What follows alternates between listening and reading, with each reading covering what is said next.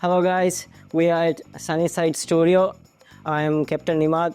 You can call me Imad. My name is Muhammad Ibrahim. Anglers call me Moadube. Okay, I'll give a quick introduction of me. I've been doing sport fishing as a profession for like a decade, and I do charter fishing and practically sport fishing with lots of customers that I have, and also we do some fun trips with Moadube and other friends do. I basically involved in mostly in the the theory part of this and ultralight angling. Today we will be talking about general sport fishing, some of our how we have benefited from sport fishing to our local community, our local guest houses, with the economy. And so Imad, how does this sport fishing thing contribute to our tourism industry? What do you think? I think it has changed lots of families, lots of guest house businesses, and also lots of charters. And especially, I can talk about me. Yeah, I'm living it. Right. I'm a living example of it. I was working in police for like 9 years. I changed my profession. I started doing charter fishing. First 2 years it was, I was struggling, but after that it picked up, and I have 2 boats now. I have my friends working with me to provide service to our guest customers, and I'm living only from what I'm gaining from sport fishing. So what's the main remarks of your chartered anglers? Remarks, you mean? You mean in fishing, how the fishing is going on in Maldives? Is it good? Is it, the attractive? Actually, when I started fishing, there was like 5-6 charters in Maldives. I think around 5-6 charters. It was like a decade ago, like 10 years ago it was. And when I started, we started promoting, putting Instagram, pictures, videos, and marketing a lot. And lots of my fellow anglers also started doing the same. And after that, we started seeing lots of boats, lots of tournaments going on, sport fishing tournaments, and boats coming from Dubai, other countries, and the sport fishing community went huge actually. Yeah. It's like unbelievable in like this last 8 years how it's grown. The anglers has grown, the tackles that we are using, how it's grown, the people who are coming to Maldives to fish, how much it has increased. I was doing one with charters with 1 boat actually before, but now 2 boats is not enough for me. That much customer people from around the world, Asians, Europeans, they want to come and fish in Maldives, the beautiful sunny side of our life. They want to fish here because our tropical waters are not only for fishing, the beautiful scenery, they love it. So I think everywhere they are rich, right? Yes. The fishes, the sceneries, the beaches. Everything is amazing. Even our Maldivians, even me, I get amazed by sometimes our beautiful clear waters. I just get amazed. That beautiful waters we have, beautiful fishes, big fishes, and also the tropical GTs and those fish that we have, they are not available to catch in most of the countries. So people travel to fish for GTs, big yellowfin tunas, and I think it's growing. Okay, Moadube, let's talk about the fishing seasons in Maldives, the weather and everything. Okay, basically we have 2 seasons. There is Hulangu season and Irua season. The Hulangu season is mostly with the rain and wind blowing. The sunny season is the Irua season. And when it comes to fishing, the season normally begins around the end of Hulangu, in the beginning and mid to Irua.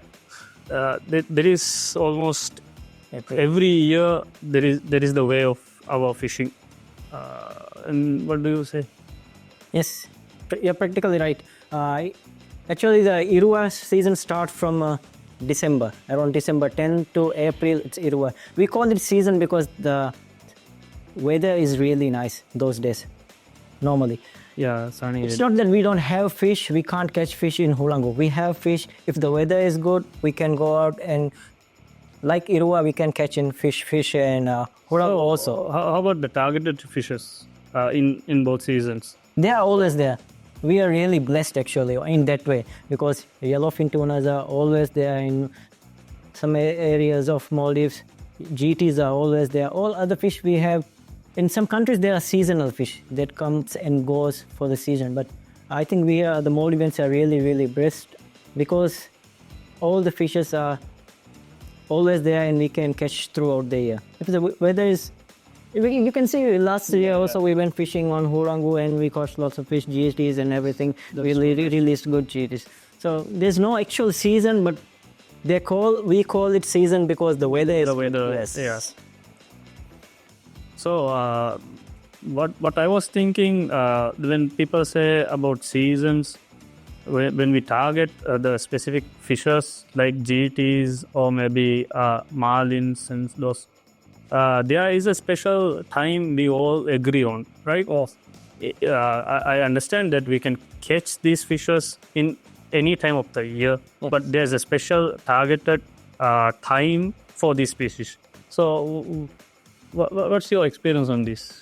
I think especially lots of people come to catch GTs in Maldives because we have lots of GTs here.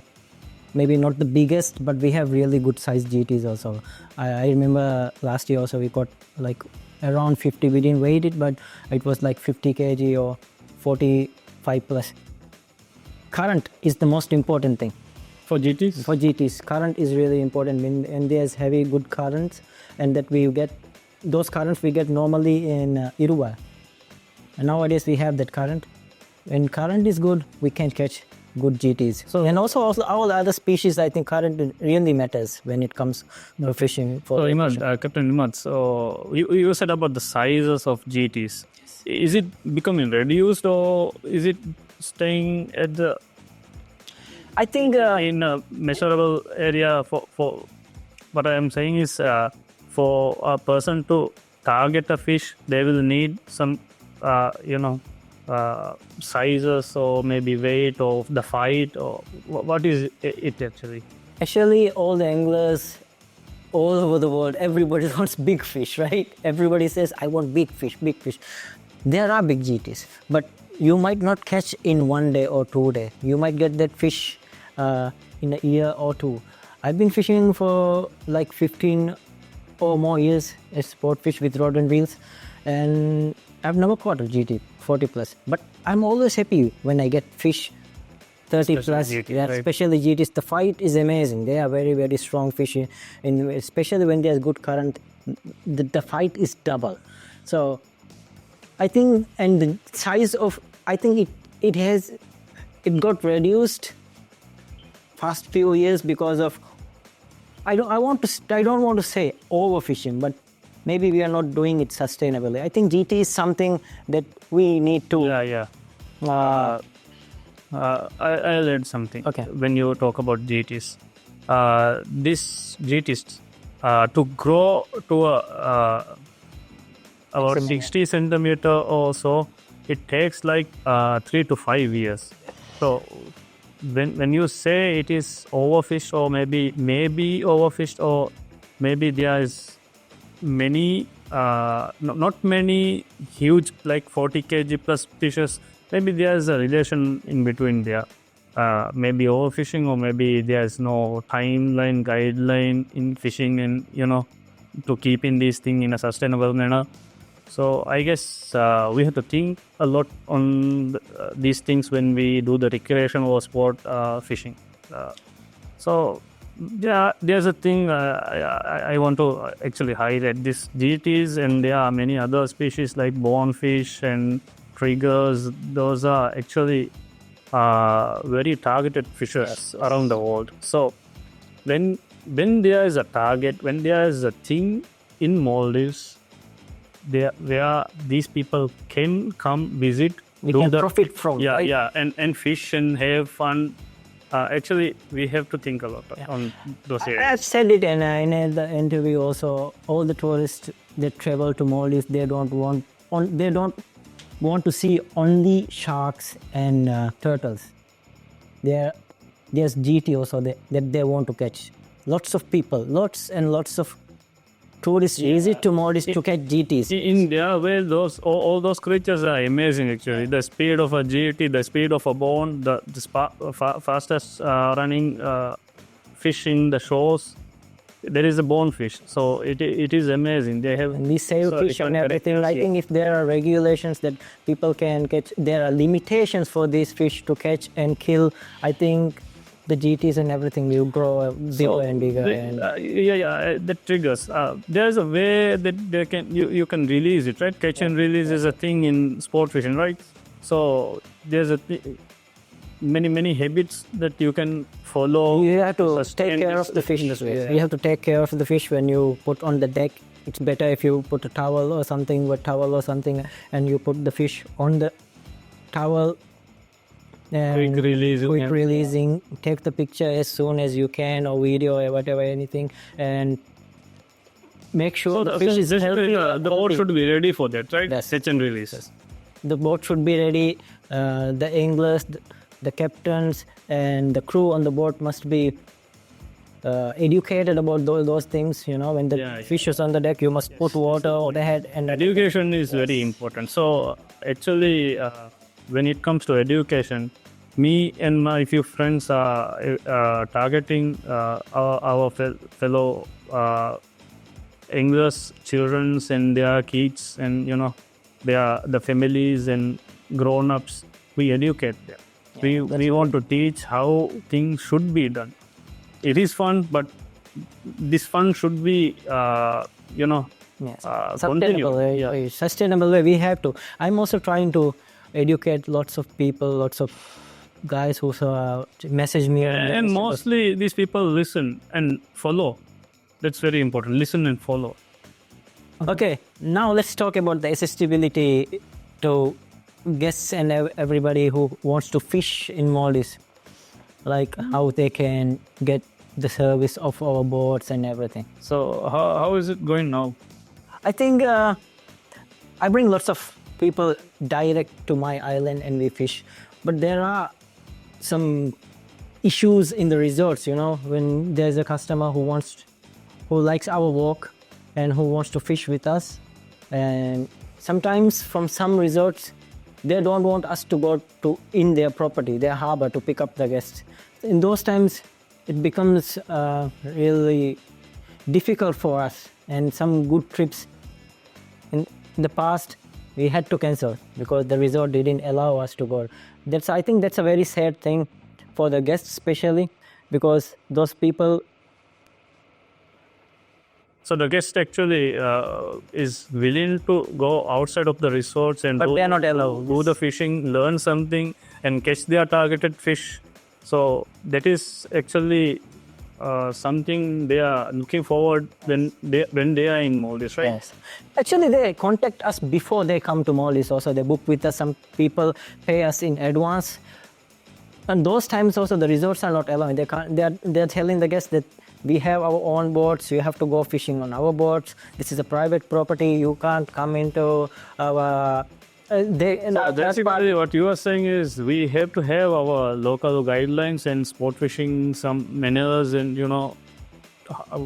something to follow. Those charters also sometimes, because they are my friends, they contact me and say, "Oh, this is what happening. They are not allowing us to take the customer." Then these things actually is a big trouble for us. Okay. When the customer can't go with us, the client can't go with us when they want something to catch and they don't get there, they get frustrated. And also, it's bad for our business also. Okay, Imad, a sudden question. Okay. What's the best memory regarding this sport fishing in your life? I can't. No, the best memory. One or maybe one you can share with us. There are lots. For me, that was in KK with my fellow anglers, Prime, Mafu, Baby Shark and all, Jazze and all. I caught that, mangrove jack, a huge one, and that time how they helped me, and the total thing was very, very, very memorable. Yeah. Actually, every day out there is a and something to learn. There should be a special day. I think it was special when we caught. It was a bycatch. We didn't target the swordfish, but last year when we caught a swordfish, it was special. Swordfish. Yeah. Yeah, that should be special. Yeah, it was a special thing. But for me, fishing is like when I target a fish and I go to catch that fish. When I get that fish, that's a big achievement. Bycatch, I actually don't count. When we go out there to catch a JT, and even if I get a small JT, that's a win for me. Yeah. Mostly when it comes to sport or recreational fishing, there should be some kind of target to achieve. Yes. So maybe I would like to catch these fish, or maybe this many fish, or maybe I want to fish at that location, or maybe with Imad, with this body, that there should be a target. Yes. Well, Actually, people come for quality, not for quantity. Yeah, I like that. I actually like Yes. it. They don't come for quantity, they come for quality. It's a target fish, and also what we do is target fishing actually. Sport fishing, and we target a fish, we go to catch that fish. And when I get that fish every day, that moment is really special for me. I literally shout on the boat, So there's a thing. So you and me and likewise other anglers go to have a fun time, stress out when you go and fish. So when we can't catch a targeted fish, is the stress high, or is it still okay? No, it becomes a challenge. That's the best thing about fishing. When you can't get a fish that you target, then it becomes a challenge. I want to go next day and I want to catch that fish. So you actually that's excited, really yeah. about fishing. Even the worst day at fishing is better than. I got it wrong. The worst day at fishing is better than the day of the office or and something. the walk or something. Yeah. Okay, Moadube. Then now let's talk about the fishing tournaments that we have in Maldives. Yeah, we do have our own tournaments, like special Amazon tournaments within friends tournament, and Instagram messaging tournaments. And what kind of other tournaments we have? What do you think? We have good tournaments, but it's coming. The biggest tournament is going to be held in Maldives. It's going to happen. It's international, and it's going to be held hopefully in April.